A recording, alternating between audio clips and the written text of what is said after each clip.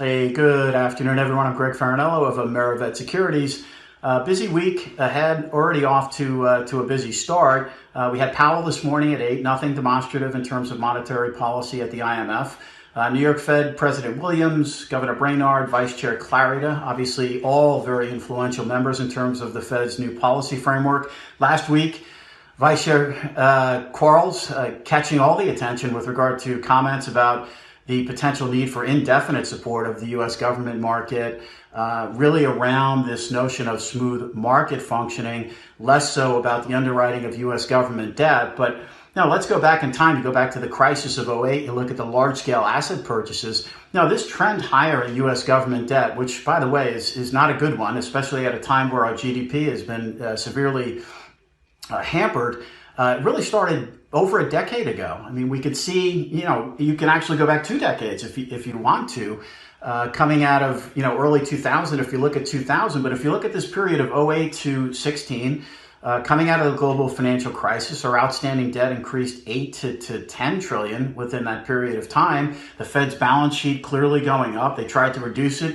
in 2019, wound up with a funding market hiccup around their ample reserve framework in September of 2019, started to buy T-bills to ramp it back up the other way. Then we're hit with coronavirus. So I think the one thing here to realize is the magnitude of what we're faced with. We've never really seen a deficit like this on a year-over-year basis, and Treasury supply obviously a function of funding that. So, looking at the absolute numbers now, over 20 trillion in outstanding marketable debt. You look at the Fed's percentage of that as of the last balance sheet report, we're over 22%. If you look at the year-over-year change, although it's not exactly duration matched in fairness, you look at 2.3 trillion expansion in the Fed's balance sheet relative to 3.5 trillion of government issuance. So we can do the math on that. I mean, the percentage is very, very large. So we see that trend firmly in place. We can call it whatever we want. Everyone's got their own opinion to that.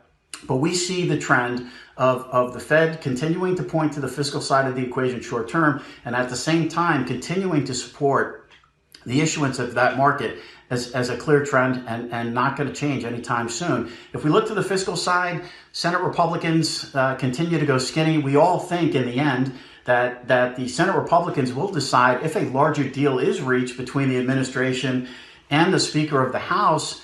The reality is the Senate Republicans need to approve it, and the Senate Republicans continue to push forward on deals that are much, much skinnier. So you look at equity markets this morning, you look at where we're trading now, there's still a lot of uncertainty in terms of the timing. The timing is still front and center, but keep in mind, cash is still king, and the Fed is saying that. They can increase their balance sheet, another couple of trillion in treasuries, but that money's going to wind up in the banks, and it's not necessarily going to wind up into the hands of the individuals and businesses that need it most. It's fiscal support, which is needed right now. So ultimately, we do think we will get some sort of fiscal liquidity, whether it's before or after the election, and then we're going to need fiscal stimulus on top of that. So the trend in treasuries, we think, is in place, and it's unfortunate, but I think it's a reality of the pocket of time that we're in. Our inability to rein in spending years before is costing us now in the debate. We're not questioning the intentions of our elected officials, but we clearly have an inability to come together and come to an agreement short term.